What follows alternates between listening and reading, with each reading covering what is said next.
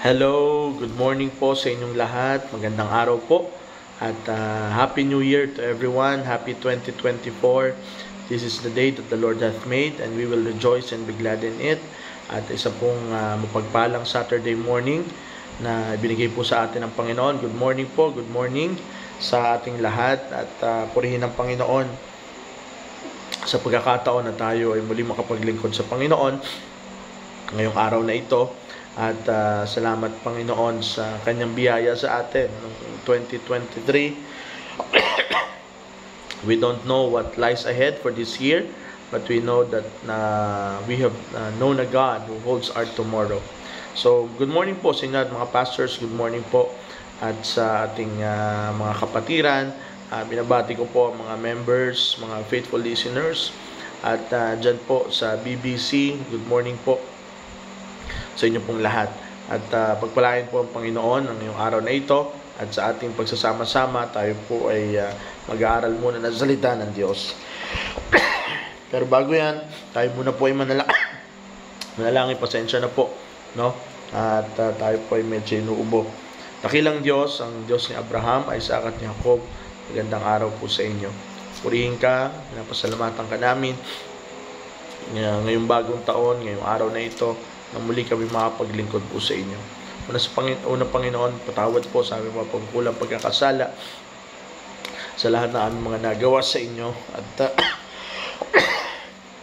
hinihiling ko Panginoon na patuloy kayong gagawa at kikilos ngayong araw na ito. Sa mga gagawin namin sa church, sa mga pupuntahan, bibisitahin, mga practices, sa mga preparation, visitation, soul winning, ngayong araw ng Sabado, i-ready nyo po ang lahat ng mga mananampalataya, mga pastors, Panginoon, sa kanilang pag-prepare ng mga mensahe. Tulungan nyo po, Panginoon. At ngayong araw na ito, maging productive at patuloy nyo kaming tulungan, gabayan at kayo po ang aming tinataas. Payapaan po sa inyong bayan, kaligtasan ng at mga intil. Sa pangalan ng Panginoon Jesucristo. Amen. Amen.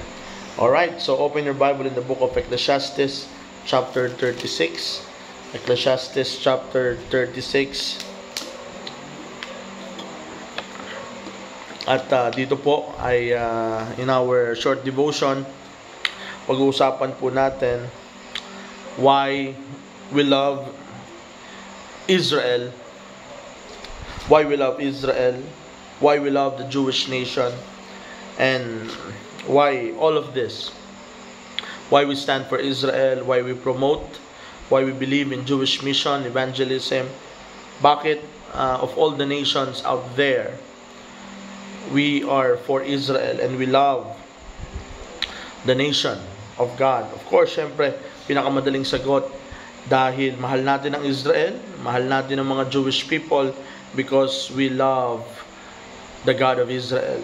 We love the Israel's God, the God of Abraham, Isaac, and Jacob, the God of Israel, the God of the covenant, mga kapatid. At kaya ang isang tunay na mananampalataya hindi may iwasan at dapat na suportahan niya at ipag-pray niya, no? Na laging nasa kanyang kaisipan ang bayang ito. Dahil kung mahal talaga natin ang Diyos, mamahalin natin ang kanyang piniling bayan. Bakit po? There are a lot of conflicts nowadays. And as we know, Israel right now are currently under conflict of Philistines, and ang daming mga bagay-bagay na against sa Israel, mga bansa, mga president, mga prime ministers na nagpakita ng suporta doon sa bayan ng Philistines. At maraming nagpapakita ng galit, pagkainis, pagkayamot sa bayan ng Israel. At maraming tao ang divided, Free Palestine. But dapat po nating maunawaan bilang mga mananampalataya that we love Israel, we love the Jewish people because we love the Israel's God. And that's the God of the Bible. He is the Yahweh, the I am that I am. At of all these conflicts, we need to understand, first and foremost, Sinabi sa banal na kasulatan that Israel, it is God's land.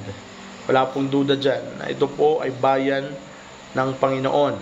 At dumating po sa pagkakataon na ang Diyos ay pumili ng isang tao sa pangalang Abraham. It was given to Abraham. Eventually, God confirmed His covenant to Isaac and Jacob. It was also an unconditional covenant. Pag sinabing unconditional covenant, kahit magkaroon pa ng maraming mga conflicts in between, kahit yung party na pinangakuan ng covenant ng Panginoon ay magloko at tumalikod sa Kanya, it's still tutuparin ng Panginoon ang Kanyang mga pangako. Malinaw po yan sa Psalm 89. If you will open your Bible for a while. In Psalm 89 verse 30, and we will read this passage. The Bible says in Psalm 89 verse 30 to 37, if his children forsake my law and walk not in my judgment, if they break my statutes and keep not my commandments, then will I visit their transgression with the rod and their iniquity with stripes. Nevertheless, my loving kindness, in the Hebrew word hesed, I will not utterly take from him, nor suffer my faithfulness to fail. My covenant will I not break, nor alter the thing that is gone out of my lips. Once I have sworn by my holiness that I will not lie unto David. His seed shall endure forever, and his throne as the sun before me. Verse 37, it shall be established forever as the moon, as the faithful witness in heaven. Selah. Pagpalain ng pagbabasa ng salita ng Diyos. Ito po, malinaw po mga kapatid, na ano man ang mangyari sa bansang ito, sila man ito malikod, sila man ay nakaranas ng maraming mga gera, kaguluhan, the experience Holocaust, at nung last month I have time to watch the documentary series in Netflix about the World War II, na talagang grabe ang sinapit ng mga Jews under the leadership of Hitler, at they are really been cast out, killed just like an animal, and all these things that happened that we have seen in the pictures are all true, no? And having this mindset, this German mindset, that they are the supreme ones, they are the the top of the line kind of human being, and the rest is just nothing. At isa po sa talagang binigyan ng hatred ni Hitler ay ang mga Hudyo. So they experienced a lot, no? And in 1948, the first time after thousands of years, it's the first time that they were established as a nation. At sa atin bilang mga mananampalataya, it's very, very important because we see prophecy fulfilling in our very eyes. And as we know, we take the Bible literally, no? Of course, meron tayong rule in hermeneutics. If the plain sense of scriptures makes common sense, seek no other sense, otherwise it will be nonsense. So everything that we have read from the Bible, we take it literally, unless merong mga passages na sinasabi na ito ay parable, ito ay hindi literal. So we take the Bible literally. It is not mystical, it's not a mystery, it's not just, katang-isip lang mangyayari. And if you are reading your Bible, mga kapatid, every day, and you are learning from your pastor and all of this, makikita po natin that the prophecies concerning Israel, concerning the nation of God, is unfolding little by little, at sa harapan po natin, nakikita po natin yan. Kaya nga po, nakaka-bless at nakakatuwa na tayo ay napabilang sa biyaya ng Panginoon sa sa pagkakaroon ng opportunity na maging Diyos din natin ang Diyos ng Israel. Kaya mga kapatid, as Christians, as believers, as Baptists, tayo ay dapat mahal po natin ang bayan ng Panginoon dahil mahal natin ang Diyos ng Israel. Bakit po? Because of Israel, nasa kanila po ang pangako ng Panginoon. Nandyan po sa kanila ang fulfillment at marami pang mga bagay. So, if you will open your Bible in Romans chapter 9. The Bible says in Romans chapter 9, who are the Israelites? Verse 4, to whom pertaineth the adoption, the glory, and the covenants, and the giving of the law, the service of God, and the promises, whose are the fathers, in whom concerning the flesh Christ came, who is ever all, God bless forever. Amen. So, why we love Israel?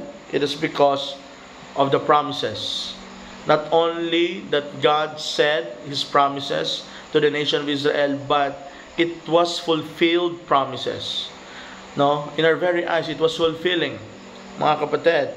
And not only the promises and the fulfillment, but also because Israel is the conduit, no? Sila yung daluyan ng Scripture. Praise the Lord. We have the Bible that we are reading and enjoying, and we take the principles of our lives and change us and mold us, and everything that we have, spiritual blessing, is because of the Word of God. Why? Because Israel becomes the conduit for the Scriptures, and also they're the conduit of the Savior. No? So, salamat sa Panginoon. Walang ibang Diyos na kahit sino. Lahat ng tao naniniwala sa isang supreme being. Sa atin sa Pilipinas, according to our history, we have Bathala, Anito, Babaylan, and all of these ethnic gods. But praise the Lord. If you're a true believer, you're a follower of the God of the Bible, the God of Abraham, Isaac, and Jacob, and you have the Yeshua, the Messiah, in your heart, because Israel is now became the conduit for the Scriptures and the Savior. So dito po mga kapatid, sa Ezekiel chapter 37, Ezekiel chapter 36, balik po tayo, ay meron po akong tatlong bagay na gusto ko i-share sa inyo concerning sa declaration ng blessing. So it is by prophet and priest Ezekiel, no? At for 3 times the nation of Israel has experienced deportation. The first is by the Babylonians in 605 BC. Pangalawa, dito kay Ezekiel while he is writing these passages in 595 BC. At yung pinakalas, yung 586 BC. So, they experience this deportation. Napahiwalay sa kanilang bansa. Pero mga kapatid, makita po natin yung declaration ng blessing. At sa chapter 37, may kita po natin dito yung demonstration of the blessing. Pero unang-una, dito sa chapter 36, it's a long chapter, we will not read all, but we can see here, number 1, the physical restoration of the land. The physical restoration of the land. Sabi po ng Bible, also thou the Son of Man prophesy unto the mountains of Israel, pertaining Israel, the mountains of Israel, and say here, the mountains of Israel, hear the word of God. In verse 4, talon po tayo, therefore, ye mountains of Israel, hear the word of the Lord God.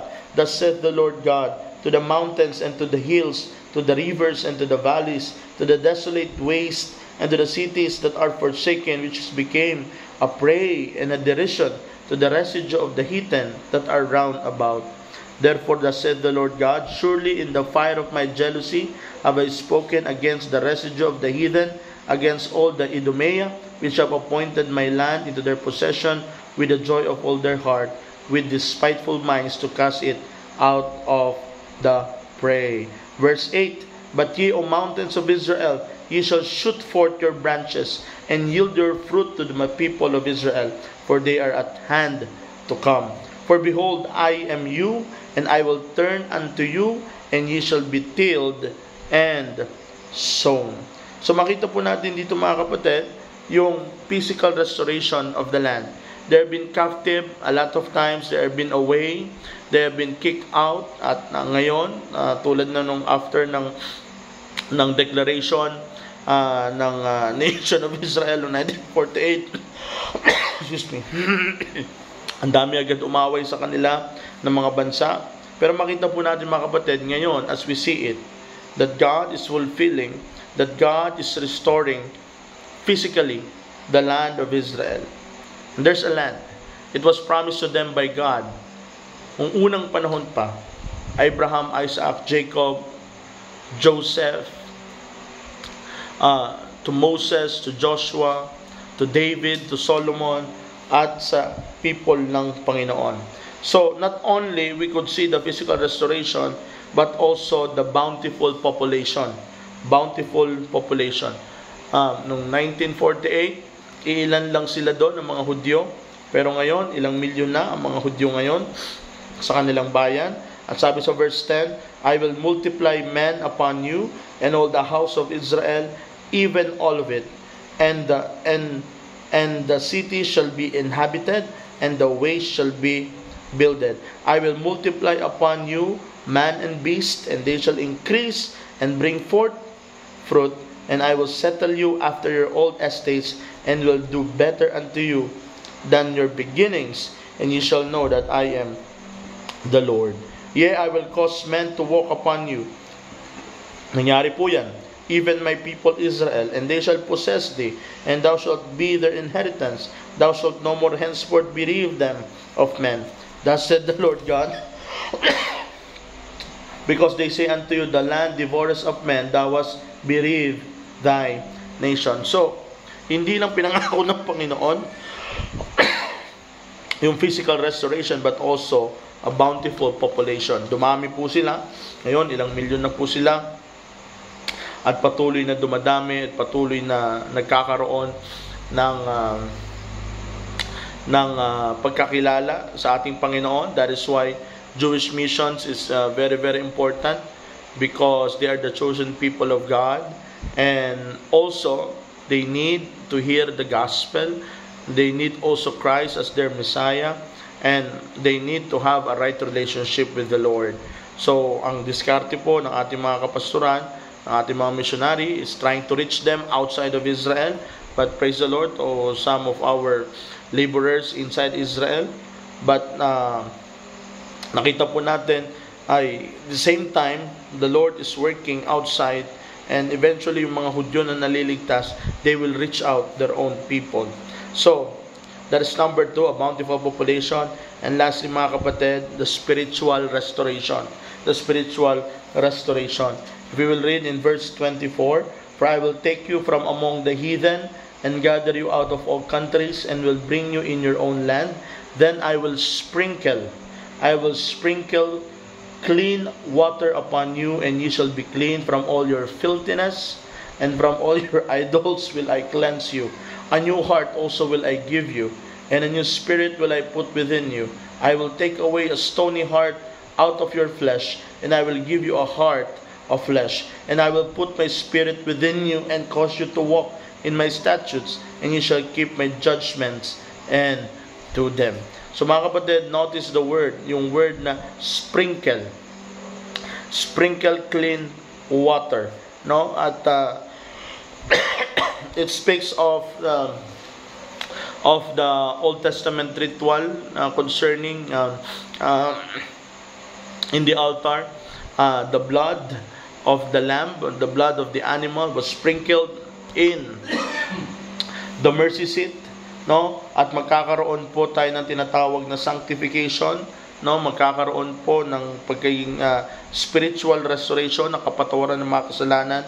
At katulad po dito sa Isaiah 52 verse 15, if you will open your Bible in Isaiah 52, Isaiah 52 verse 15.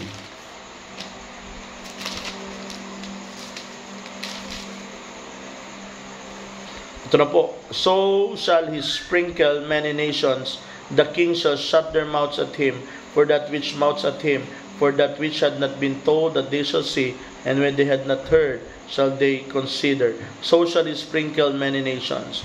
So dito po, pinapakita na marami rin mga bansa na kikilala sa Panginoon, na katulad po na nagsimula sa mga Hudyo, that they will be sprinkled, that they will be saved, that they will have a right relationship with the Lord, and also to the other kings, to the other nations, nang magiging Diyos at ang tatanggapin nila at kikilala nila ang Diyos ng Israel.